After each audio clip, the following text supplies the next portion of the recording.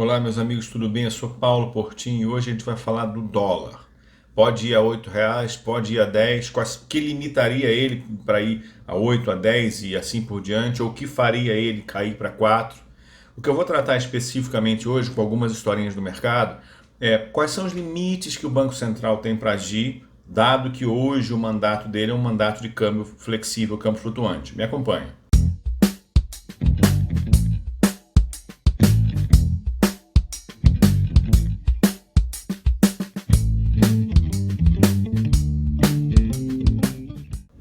Então, gente, mesmo amigos meus experientes de mercado com 20, 30 anos ainda ficam se questionando, eu não sei se um pouquinho viúvas de como era o Banco Central na década de 90, né? Se o Banco Central não poderia fazer alguma coisa, dado que ele tem 300 bilhões de dólares em reservas, o Brasil tem, se ele não poderia fazer alguma coisa para evitar que o dólar atingisse valores exagerados, como agora, por exemplo, 5,50, 5,60. Quer dizer, nesses patamares o Brasil se transforma num país extremamente barato. No exterior a gente vê isso com os recordes de balança comercial que a gente está tendo, né, que está exportando muito mais do que importando, mas eles acham que existe alguma coisa mágica que o Banco Central poderia fazer para evitar que o arroz fosse a R$ 4 o quilo, R$ 5 o quilo, R$ 7 o quilo, R$ 8 o quilo, segurando o dólar, que o pãozinho subisse. Quer dizer, o que eu vou falar para vocês aqui agora é uma opinião pessoal. Eu acredito que ela esteja correta, principalmente porque a função do Banco Central é essa hoje. No meu entendimento, quando o Banco Central ele é um paquiderme, quando eu digo ele é uma coisa gigantesca no mercado, né? E todos os outros agentes no mercado futuro de dólar e mercado futuro de juros, tá certo? Todos esses agentes, quando olham para o Banco Central, para o Tesouro Nacional, para o governo, eles enxergam como se fosse o player mais importante, o jogador mais importante. Então, eles sempre vão, os especuladores, tem o pessoal que faz hedge no mercado futuro, esse pessoal normalmente não age de forma especulativa, mas os especuladores, que é aquele cara que quer ganhar no volume de curto prazo, na negociação de curto prazo, no trade, esses caras eles vão sempre olhar para o governo, sempre olhar para o Banco Central e tentar ler o que o Banco Central vai fazer. Isso faz todo sentido do mundo, porque ele é pequeno, ele é sozinho, então ele quer olhar quem é o agente maior. Se o agente maior, por exemplo, quiser trazer o dólar para baixo, todos os traders vão se posicionar para ganhar dinheiro nessa força extra que o Banco Central coloca no mercado. Se o Banco Central, em tese, teria que forçar o dólar para cima, os caras iriam se posicionar para ganhar dinheiro assim, quer dizer, porque o mercado futuro é um mercado de soma zero.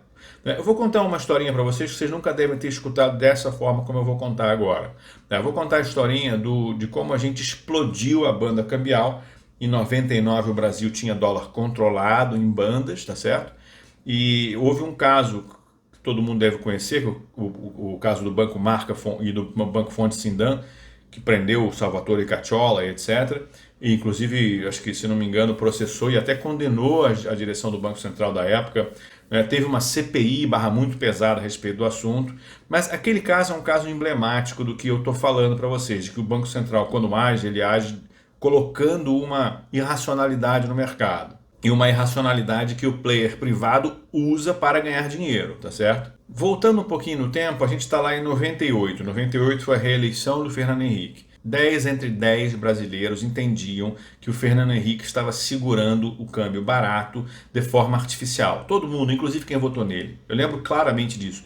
Não tinha um player no mercado que achava que o dólar iria se manter barato naquelas bandas cambiais, porque a gente estava perdendo reservas, porque a gente estava com problema na balança comercial, quer dizer, um monte de problema, e todo mundo estava apostando que o dólar ia disparar. Aí aconteceu uma coisa bizarra.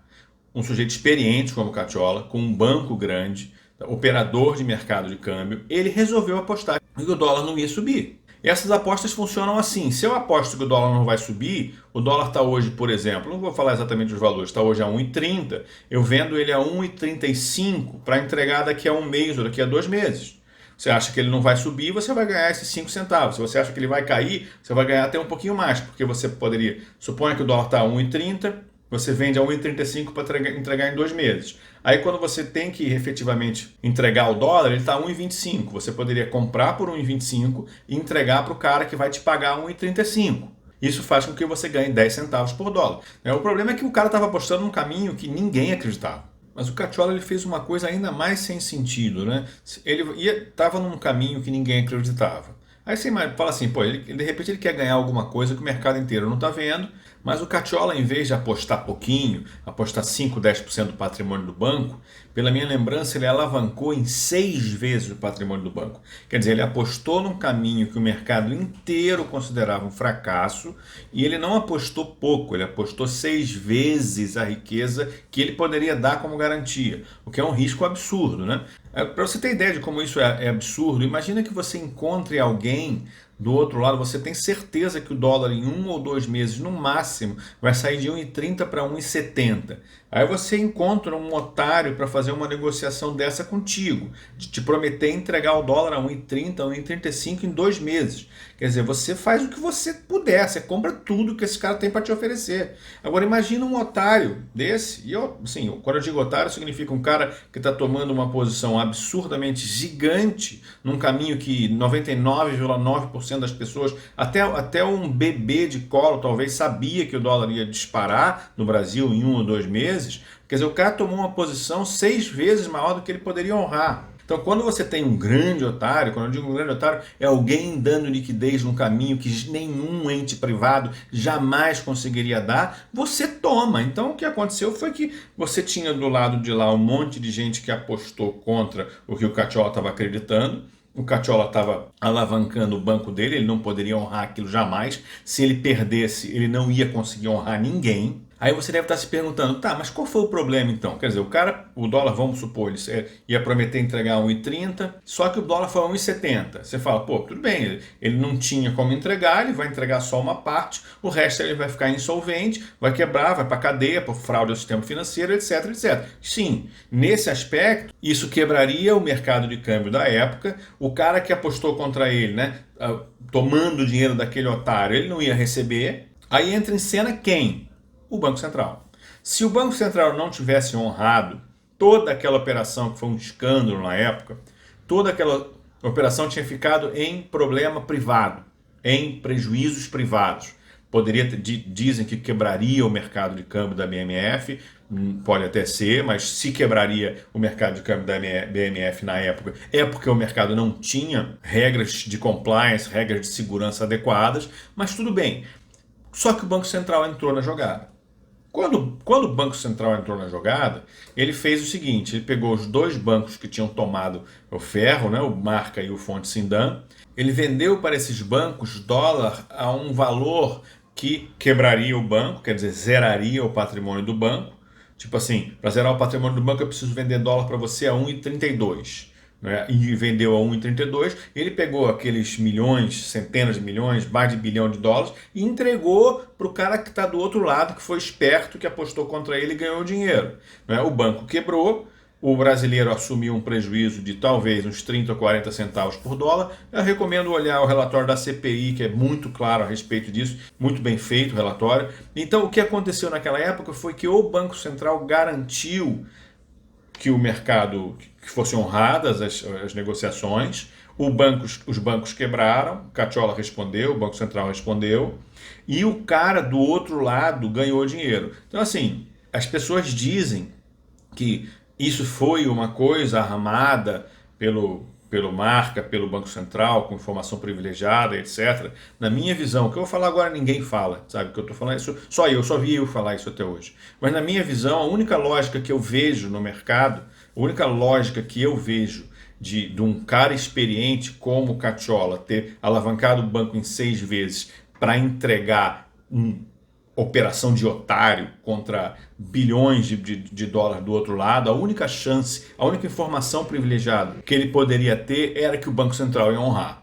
Porque aí, assim, ele poderia fazer o seguinte, ó, eu vou entrar como otário geral no mercado, colocando algumas centenas de milhões de dólares para vocês ganharem de dinheiro, eu vou perder, o Banco Central vai honrar, o meu banco vai simplesmente quebrar, eu não vou ficar com dívida nenhuma, e vocês me dão uma compensação num paraíso fiscal, numa offshore, etc. Quer dizer, é a única forma que eu consigo entender como é que um homem experiente consegue apostar num caminho tão errado e com tanto dinheiro. Assim, mesmo que ele tivesse certo que o dólar não subisse, o ganho dele seria mínimo. Então, assim, na minha visão, isso aí é o seguinte, se você olhar você percebe que nunca ninguém fala o nome das pessoas que ganharam dinheiro, né? Que estavam na outra ponta. Então, talvez, né, seja um caminho. Mas o ponto fundamental aqui é o seguinte: o Banco Central se age como um grande criador de liquidez no caminho da irracionalidade, que foi exatamente esse caso. Todos os players agem para ganhar dinheiro em cima dele. E no meu entendimento, os players eles são fortes demais, mesmo não tendo os 300 bilhões de dólares que o Banco Central tem para proteger o câmbio brasileiro. Eu vou dar dois exemplos para vocês entenderem. Houve uma outra maxi desvalorização do real em 2008. Só que naquela época o Banco Central já não agia mais como um paquiderme irracional, dando liquidez no caminho da irracionalidade. Quer dizer, o Banco Central no máximo era pressionado por agentes especulativos para eventualmente dando mais liquidez para eles. Só que o que o Banco Central fez na época, em 2008, muito criticado também, foi não fazer absolutamente nada, ou praticamente nada. Então o dólar saiu tipo de 1,60 para 2,50. O que aconteceu? A gente brasileiro não perdeu nada.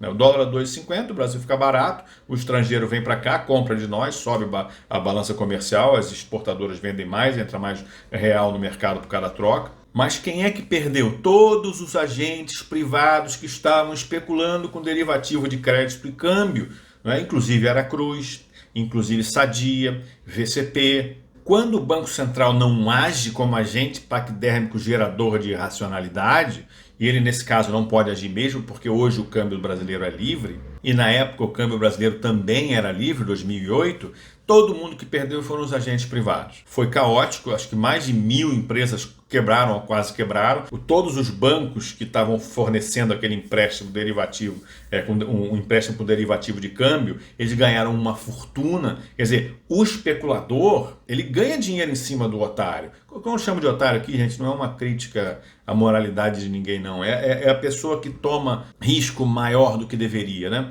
Então, essas pessoas todas perderam, e perderam gravemente, né? Foi caótico isso para o mercado, caótico para as empresas. Aconteceu de novo agora, recentemente, quando o dólar quase bateu R$6. Nem todo mundo acompanha o que acontece efetivamente no mercado, mas o que aconteceu foi o seguinte: houve uma especulação enorme, mas essa especulação, como não tem o agente paquidérmico gerador de irracionalidade, que seria o governo, o Banco Central, o Tesouro Nacional, era Zé com João, tá certo? Não é Zé com Zé, porque Zé com Zé significa eu comigo mesmo. Era Zé com João, era privado com privado. E esses privados com privados, assim, sou eu querendo ganhar de você, você querendo ganhar de mim. O que aconteceu foi que em algum momento faltou liquidez e o dólar caiu dos patamares lá de 5,60, 5,70 para 4,85. Ninguém lembra, mas o dólar chegou a 4,85 tem pouco tempo, justamente naquele momento especulativo. O que a gente ouviu no mercado, a gente não sabe exatamente quem ganhou, quem perdeu, foi que muita gente perdeu dinheiro pra caramba, porque talvez os caras estivessem acreditando que aquele nível especulativo, o Banco Central ia dar muito mais liquidez do que efetivamente ele deu. Então, o meu recado geral para as pessoas, e principalmente para esses meus amigos que são, aparentemente ainda lembram num Banco Central intervencionista, como era no passado, o que a gente tem que ter hoje a primeira coisa que a gente tem que preservar é o plano real. Quer dizer, a gente tem que preservar todas as leis que garantem que a nossa inflação ela não vai ser estruturalmente alta. Isso a gente não pode deixar acontecer, porque isso significa que o dólar subirá para sempre, porque a inflação é muito mais alta. Supondo que a gente consiga preservar as bases do plano real, o fato do dólar ser livre traz ônus e bônus. Tá? Quando o dólar barateou demais na década passada, 2008, depois de 2011, 2012, foi tipo 1,50, 1,60, 1,50, 1,60, todos os brasileiros se sentiam riquíssimos. Né? O Guedes até depois brincou que tinha um monte de doméstica indo para a Disney, e tinha mesmo. E tá certa ela. Né? As pessoas pobres no Brasil gostam do que a gente gosta, né? Assim, gosta de cerveja Heineken. Não é mais Brahma, não. O pessoal curte uma cerveja Heineken. E aí tá certo ele tem que querer isso mesmo. Mas e com o dólar barato, as coisas ficam extremamente acessíveis. Muita gente indo para Chile, indo para Argentina. E assim, é ótimo o dólar barato, né? Por esse aspecto. Por outro lado, é muito ruim porque as empresas estão muito caras, né? Então o Brasil perde competitividade no exterior. Quando o dólar dispara, é um horror, né? Aí a classe média alta, mesmo a classe média alta não viaja mais para o exterior, porque não compensa, né? Você vai viajar para os Estados Unidos, você vai pagar um dólar a R$6, $200 de uma diária de hotel são R$ 1.200. R$ 1.200 aqui você passa quase uma semana, 4, 5 dias numa casa gigantesca no litoral de São Paulo. Quer dizer, ficou completamente sem sentido, né? Porém, quando o dólar sobe demais, o Brasil fica muito barato. E ficando muito barato significa que a gente pode, os negócios que eram pouco competitivos brasileiros se tornam mais competitivos. Pouca gente lembra, mas o Lula, não sei se por acaso ou de forma pensada, como eles não falaram qual seria a política econômica deles, o dólar disparou, que seria o equivalente hoje à faixa de 7,50, até bem mais alto do que está hoje. Né? E o dólar disparou demais, o dólar terminou o ano de 2002 a 3,53, o que era absurdamente alto. Né? Aquilo ali foi o caos no Brasil, deu uma inflação gigante, um IPCA gigante e um IGPM gigante. Mas, por outro lado, aquilo ali deu, de 2003 a 2008, deu a possibilidade do Brasil aproveitar todo o boom de commodities. Nós tivemos um momento brilhante por causa do dólar alto. Tá? Então, se a gente conseguir manter o Brasil sem a inflação estrutural da época pré-real, que eu tenho confiança de que a gente pode conseguir, o dólar livre como é hoje, ele tem sempre ônus e bônus. Então, se ele bater 5, 6 ou 7 reais, desde que não seja por inflação estrutural alta, mas por movimento especulativo, saída momentânea de dólares, significa que a gente vai se tornar extremamente barato. A gente vai exportar muito mais, vai ter muito mais entrada de dólares. Em algum momento esse dólar vai cair porque a enxurrada de dólares vai ser muito grande. Por outro lado, se o dólar cair demais, a gente curte viajar e tal, as pessoas começam a comprar coisas importadas mais barato, que é ótimo, porém o Brasil fica um pouquinho mais caro e a gente talvez venda menos, tenha menos emprego, etc. Dólar livre significa que não existe um paquiderme irracional agindo no mercado de câmbio. Eu honestamente prefiro assim.